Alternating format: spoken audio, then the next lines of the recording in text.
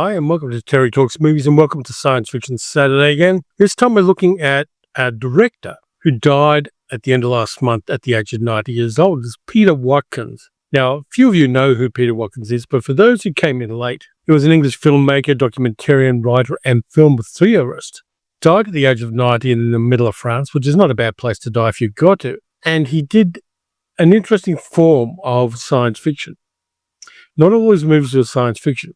He started out doing a movie called Culloden about the Battle of Culloden, which was done for the BBC in the early 1960s, about 1964. A film about the Jacobean revolt of 1745, and shot it documentary style with people interviewing the participants of it in the same way newsreel photographers were at the time in places like Vietnam. He kind of broke out of the narrative of how to tell a historical story by making it like a documentary newsreel, which was mind-blowing at the time. Watkins then said, "Hold my beer," and made a docudrama for the BBC again called The War Game in 1965-66. Totally blew everyone away. Won an Academy Award for documentary feature in 1966. And the BBC banned it for about 20 years, and it was only ever shown again on the BBC in 1985. So the two movies I'm going to talk about this time are, in their essence, science fiction. The first one I'm going to talk about is 1971's Punishment Park, which is a kind of alternate universe about America in an escalated Vietnam War and how they handle dissent in their own country. And the second one is probably my favorite of Peter Watkins' movies, Privilege from 1967, starring Paul Jones and Gene Shrimpton, which is mind-blowingly prophetic, as indeed is Punishment Park. So I'll get started with Punishment Park. Basically, it's set in the early 1970s in an alternate universe, though it never explicitly states that, because we hear it from radio news bulletins that are played over some of the footage we see. The Vietnam War's escalated. America has overtly moved into Laos. The war has also spread to South Korea. 100,000 reserve troops have been called up, and they've got to train them somehow. Things are getting very dodgy. There are Russian submarines in the Caribbean. Shit's getting real. Meanwhile, at home, there's an increasing amount of dissent. It's getting out of hand for the authorities, in a sense, and for the Nixon government. The prisons are filling up. They can't build more prisons fast enough to deal with these dissenters. The Insurrection Act has been called to let them just take people off the street willy-nilly. Not that could ever happen in 2025. And they create something called Punishment Park. Punishment Park is an alternative to prison. They take a whole bunch of dissenters out to a tent in the middle of the desert, and a tribunal of conservative people interviews and interrogates the different dissenters. And then at the end of it, they sentence them to however many years in jail, or as an alternative, Punishment Park. And pretty much all of them take Punishment Park. Punishment Park is this. It's a 53-mile trek across a desert to an American flag in the desert. And if you make it, you're free. If you don't make it, you go back to jail. That's what they posited as for the dissenters. The reality is very, very different. No food, no water, 53 miles across the desert. And again, this movie is phrased as a documentary. So there's a documentary film crew, ostensibly from England and West Germany, as it was then, who are filming Punishment Park for distribution, ostensibly to the American people, but also to European news networks. And they follow two lots of dissenters. One lot is being interrogated in the tent, while the second lot is starting their trek in Punishment Park. The people on the trek break down into two groups, a pacifist group who are just going to not do anything except walk to Punishment Park, and a group of more aggressive people who want to grab hold of a weapon and find a way to fight their way out of Punishment Park. They're much more kind of au courant with what's actually happening. So the narrative crosscuts between these two different groups of people, one walking across the desert with no food and water for 3 days, and the other group being sentenced by this tribunal and having their say, but ultimately being denied and giving a sentence in jail or Punishment Park, depending on what they choose at the end of the tribunal. Watkins did this movie in a really interesting way because he put newspaper ads in for people to be in the movie. And he wanted conservative people and conservative law enforcement people to play the conservative people, and he wanted people who had an anti-war left-wing bias to play the people being punished in Punishment Park. And so they got a lot of people who were of those two sides, and you can tell by the way they dress, the way they speak, the way their hair's cut. These two diametrically opposed groups of people are then put in this movie. The set for the tent is actually a tent inside another tent in the desert. So everybody's hot and sweaty. Watkins got them within certain parameters to improvise their dialogue and say what they thought their characters would say, and he would edit it all down. It was shot on 16mm, blown up to 35mm. It has that certain graininess and makes it look like newsreel photography. It's all shot with handheld cameras. He's got a crew of 8 people, apart from all of the actors, and it took about 2 weeks to shoot it. Didn't cost much at all. Oh, well, one of the actors is a non-professional. The professional one is Carmen Argenziano, who later went on to have a long career in movies and television. As things progress in the movie, you can tell there's antagonism between the people playing the two groups, and the antagonism isn't just acting. It's genuine antagonism between very conservative Americans in 1971 and people who are from feminist groups, are from black rights groups, are from anti-war groups, are from the Communist Party on the other side. And they're arguing ideologically against each other. And that gives it a reality that it wouldn't otherwise have. This is part documentary and part drama and part science fiction. And it works. It just works incredibly well. There's nothing quite like it because it gives us that moment in American history when, like in our current moment, the ideological lines are very far apart and the worldviews of the two sides, and even people within those two sides, are incredibly divergent. Some people believe in the status quo. Some people believe in a more idealistic world where war is considered not a good thing, and all the rationalizations for it are basically bullshit. But given that I was watching the movie in our current era, it's incredibly prophetic, and it shows how, in a lot of ways, the consensus of opinion in America or in general around the world is breaking down, and that there aren't any shared values among two different groups of people, and that those once shared values have become diametrically opposed. It's a really scary movie in that way.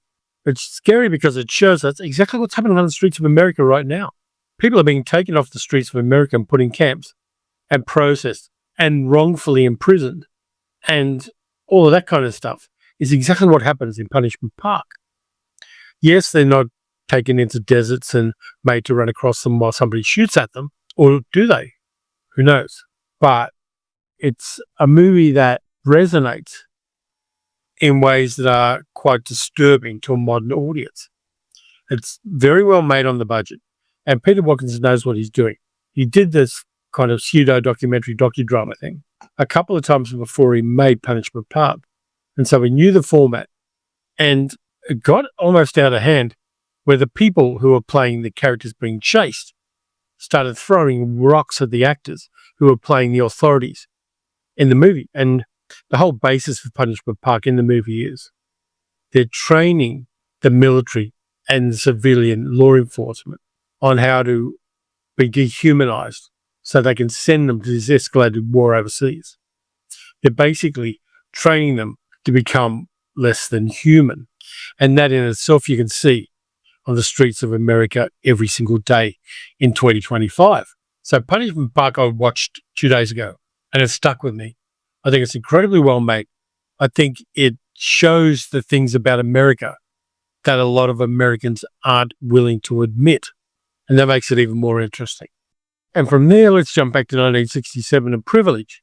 Privilege came out in the heyday of youth culture in the UK. It was the summer of love in San Francisco. It was Carnaby Street and the Beatles and Waterloo's Sunset. It was during that time.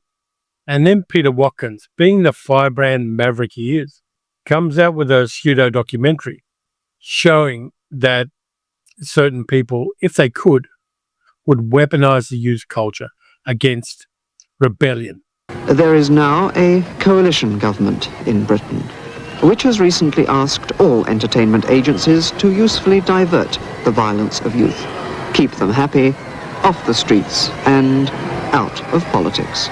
And make it a tool for conformity. A scary thought in 1967, a scary thought in 2025 as well. Stars Paul Jones as Birmingham boy Stephen Shorter, who's the biggest pop star in the world. He's just finished an arduous tour of the United States. He's come back to England, and his whole persona and his whole shtick, because he was in prison as a young man, is that he sings songs while being imprisoned by fake police officers on stage, beating them with truncheons, and he sings songs about getting free and being a bad, bad boy. And the sadism and masochism of the stage act resonates strongly with female audiences in particular, and also with male audiences. And we see the crowds at a Stephen Shorter concert, and they're teenage girls in an almost orgasmic hysteria, and middle-aged women as well. If you look carefully in the crowd scenes, there are middle-aged women who are just as involved in what Stephen Shorter is putting out as the younger girls are as well. It's very ritualistic. It's very off-putting. As we see the documentary roll on, we see the behind-the-scenes stuff.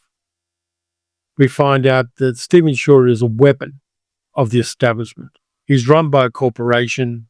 The corporation is liaising with this new future English government, which is a coalition of the Tories and the Labour Party, because they got to a stage where their policies weren't that far apart.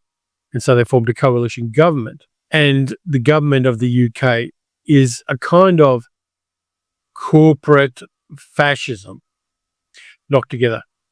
The corporations use Stephen Shorter to sell their product.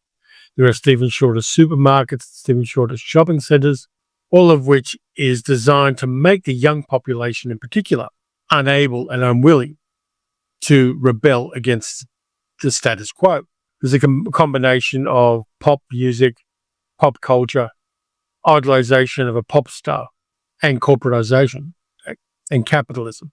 Stephen Shorter products are everywhere. There's a scene where he's drinking out of a mug shaped like his head, and he's got a wrist radio and he changes stations and they're all playing the same one of his songs. There's a monoculture has been created in England and the UK based around Stephen Shorter. Meanwhile, an artist is hired to paint a portrait of him. Her name is Vanessa, and she's played by the model Jean Shrimpton, who around that time was scandalous here in Melbourne because she went to the Melbourne Cup horse race wearing a miniskirt, and all the people in Melbourne at the time, which was the most conservative city in Australia apart from Adelaide and Hobart, were horrified that somebody would dare to go to the Melbourne Cup wearing a miniskirt. It was one of those kind of eras. And Vanessa starts being sympathetic to Stephen and falling in love with him, and starts falling in love with her. And what she realizes is this man's on the edge. He doesn't get any spare time. He's corporatized, he's monetized, he's a product, and he's cracking, shattering. He doesn't have anything of his own, even though he is the most popular person in the world. And even though he's aware of it, he can't break out of this prison of being a weapon for conformity and corporatism and consumerism. And the powers that be constantly find new ways for Stephen Shorter to help them. It's a glut of apples in the UK. So he does dozens and dozens of commercials promoting people to eat apples, because in order to get rid of these apples, everybody on those islands has to eat 6 apples a day. There's that kind of absurdity to it. And as this continues, it becomes increasingly obvious that he is a weapon to control the masses. And then we have a pivot. And the United Churches of Britain decide to use Stephen Shorter as a way of upping the national campaign to get everybody to conform. They're going to change the fashions. They're going to change his persona. They're going to change his kayfabe. They're going to change all of it and use religion, particularly Christian religion, in order to get everybody in the UK to conform. And they're going to firebrand preacher.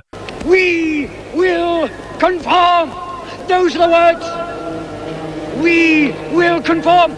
They do a big Nuremberg-style round based around Stephen Shorter repenting and asking for forgiveness And things go in a very weird direction from there. The idea of pop stars being monetized weapons of oppression was shocking at the time. This movie was banned for a long time. It wasn't shown in a lot of cinemas because the people running the cinemas were too shocked by it. It was horrifying. It was obscene. The idea that youth culture could be co-opted by basically the rich and the aristocracy, ultimately, to control disaffected young people. Paul Jones is very good in the role. He's not a great actor, but his nervousness and his edginess and his lack of confidence as an actor works really well for this. Jean Shrimpton as Vanessa, again, not a professional actress. She works in it as well. And around them, they got a whole bunch of interesting actors. His PR guy's got a guy called Alvin, played by Mark London. And Mark London is a Canadian English guy who wrote the song To Sir With Love. So he knew about the pop industry and about the music industry himself. And this guy he's kind of like the Edmund O'Brien character in The Barefoot Contessa. He's the PR guy. He's the slimy, sweaty PR guy. I see a bunch of other familiar actors in there. Jeremy Child and James Costner turn up. The movie does a lot with a little. I mean, the budget wasn't enormous, but the crowd scenes work because they used smoke to obscure the fact that they had a lot of crowds. It only had a $700,000 US budget, but it does a lot. It creates a world, a near future world from the 1967 perspective, where all the idealism of youth and all of the protests against everything that's wrong with the world get turned against the people who are idealistic and young. And that's a really interesting thing in that particular moment in history. It's a fantastic movie. The soundtrack's rock solid. I've got it on vinyl here somewhere. It's a very forward-looking movie for the 1960s when pop culture was in a whole bunch of movies. I mean, the Barbarella, it was in Dangerous Diabolic, it was in Joseph Losey's Modesty Blaze. But the bright neon light pop culture that we see in this movie has a much darker underside. It's really fascinating for that reason. And the script was written by Norman Bogner and Peter Watkins, and also Johnny Spate, who at the time gave us To Death Us Do Part, which later became the origin for All in the Family. So the provenance in this movie is great. And watching Stephen Shorter disintegrate and then finally rebel, and what happens after he rebels and the whole country turns against him is fascinating. And it does have some resonances with things that are going on in North Korea and in the People's Republic of China, where dissent is obliterated. And even minor dissent. What Stephen Shorter says when he eventually rebels is kind of mild. It's not really out there. And anybody with a bit of nous knows that this guy is having a breakdown. But because he has gone against the prevailing zeitgeist that these wealthy and influential people have created, he's obliterated from the public record. And that in itself is the scariest thing. Peter Watkins, we should give a lot of thanks to. He did a lot of really, really good work. I was looking through the stuff that he did, and he did some incredibly crazy movies. I mean, he did a movie called La Commune, which is about the 19th century commune protests in Paris. And again, he used that docudrama, newsreel footage approach to making it. And he made a movie in 1987, a documentary for Sweden called Resan, also known as The Journey. And it's in 19 parts, and it runs a total of 14 hours and 33 minutes long. And it's structured around the theme of nuclear weapons, military spending, and poverty. And so he made this whole movie series, 14 hours and 33 minutes long. Incredible stuff for any time. He did a movie about Edvard Munch in 1974. He did a movie called The Gladiators in 1969, which is about the Chinese and the West deciding to stop having wars and stop having a Cold War and put their best soldiers up against each other in battles to see who prevails. Really interesting stuff. Really crazily forward-looking movie making. And we should all thank Peter Watkins for that. So that's what I got for you this time around. I've talked about privilege before on the channel, but I think marking the death of Peter Watkins is important. And his approach to not only being against war and anti-war protests and anti-nuclear stuff, but creating works of science fiction using a docudrama format were incredibly forward-looking, and we should all recognise that. So, thanks a lot for watching. All the usual things. If you enjoyed this video, please like, subscribe, hit the notification bell, leave a comment, tell me what you think of these movies, and whether there are any other movies like them that you'd like to let people know about, because sometimes there are things I miss. And it's kind of cool when people bring things up in the comments that lead me down another wonderful rabbit hole. Next up, we've got the live stream at 7 a.m. Monday morning my time, which for most of the people watching is going to be Sunday afternoon, evening. Got some really interesting little bits and pieces for that. It runs 2 hours long. It's a lot of fun. Come along, join the chat. You can also support the channel by becoming a channel member, donating through YouTube, or by becoming a patron at patreon.com/TerryTalksMovies. So until the live stream on Monday, when I'm up at a really unfortunate hour and talking at a camera, watch some good movies, watch some bad movies. Definitely check out some Peter Watkins stuff. Punishment Park is on YouTube, and it's a pretty good print of it as well. And I'll catch you next time. Thank you, Tony. Thank you, Daphne.